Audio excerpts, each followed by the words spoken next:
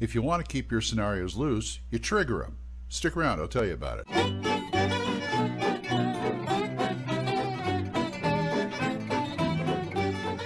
Man Grognard here. And I've been hanging around RPG Brigade a lot, and it's kind of inspired me to do more, tips, tricks, and things I can help out with game masters. Mostly, neophyte game masters, but it's for everybody. I've been doing a lot of reviews. I know that, and I was kind of running dry on the advice for a while, but hopefully that'll change. Anyway, I got something today. Say you're running a campaign, you're starting a campaign, and let me give you a tip on how to keep it loose, because I always talk about doing a framework instead of a plot. Situations. You set up the situation and then they deal with it, and not to railroad them, not to push them in. You gotta, okay, I talked about the buy-in before, because what happens is you give them a choice of what to do and you let them decide what to do. But once they do it, like they're in a dungeon. They may be able to leave, they may not be able to leave, who knows. But once they're in the game, they're in the game. So I'm just going to leave that lie there, because that's not what I want to talk about. What I want to talk about is how to open up your scenarios, give you some elbow room. And what I mean by that is make sure it's a framework. And I have this habit sometimes of, excuse me, I have this habit of like painting myself. I feel like I'm painting myself in a corner as far as what to do on either a published adventure or something I wrote. Now, I know I can change both of them, but sometimes I feel compelled to, like it says, if they do this, then that happens, and then this doesn't happen if that doesn't happen. Well, there's ways around that.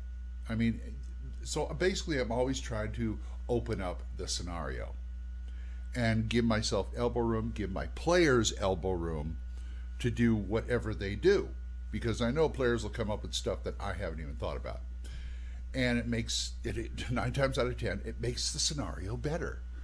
So I have to compensate, which is no problem really. We talked about prep and things. Anyway, I'm getting kind of off the point here. Let me give you an example. I'm getting ready to start an Astonishing Swordsmen and Sorcerers of Hyperborea campaign, okay? And I'm starting everybody at 2nd level, just to give them a leg up a bit.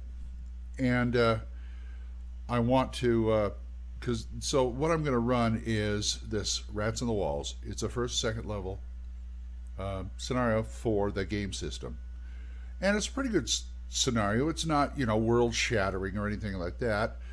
And then I want to kind of segue into the Charnel House of the Sightless Serpent, and which is a really, really good scenario, and then we can go from there.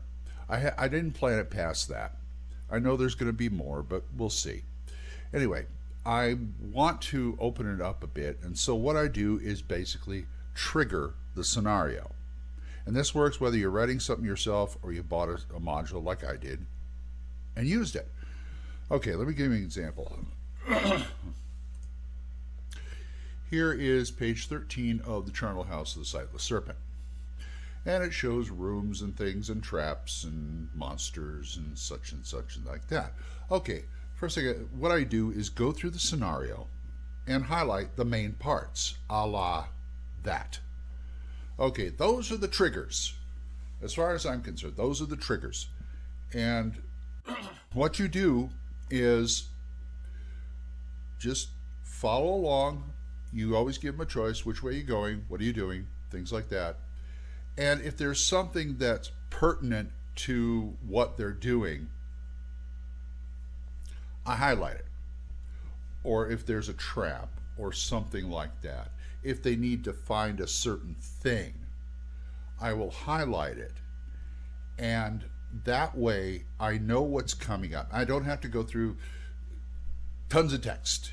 And that way, these are the triggers to me that the characters can trigger.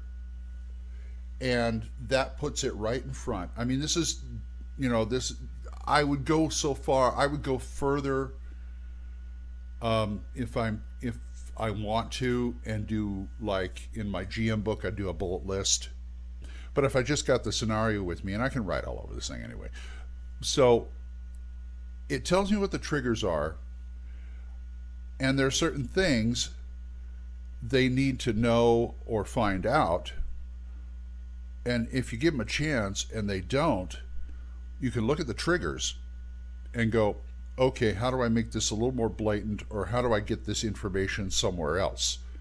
Because I'm all about, I mean, talk about the quantum ogre moving scenarios around, encounters around, but I like moving information around, because if they need a certain bit of information for whatever they're doing, I will find some way to get it to them. I'd prefer they'd find it on their own, which I try to make them find it on their own. Basically, if it isn't somewhere, I'll put it somewhere else. And that goes with NPCs too. If I have a certain bit of plot information that I have to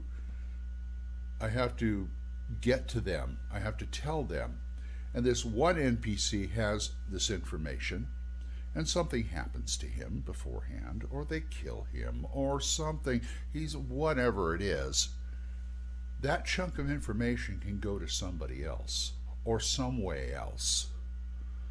I'm a big fan of like leaving bits of paper around, every once in a while, and it's also good for, like, if you're going to do something in the future, it'd be a clue to the next adventure, which is good. I let the players drive it, but it's like I'm running ahead of them, seeing what they do, and then adjusting accordingly, which is what GMs do. But this way, with the triggers, I know what's going on, what's going to happen, and adjust accordingly. To me, that's part of the GM's job, and actually, I kind of like it. I kind of like going, okay, they're going to do this. What am I going to do? Because they keep me on my toes, which is great. Now, I won't, like I said, if I have a pet trap or encounter and they don't encounter it, I'm not going to sweat it. But if there's something that's important to the plot, or important to what they're doing, or their mission, their mission to this, I will make sure they have some way of getting it. And that's what the triggers are for. So go through, trigger your scenarios, and that way either do the highlight thing, or do the bullet list like I talk about, or 3x5 cards, or however you want to do it. Do it that way. So that's my thing about triggering.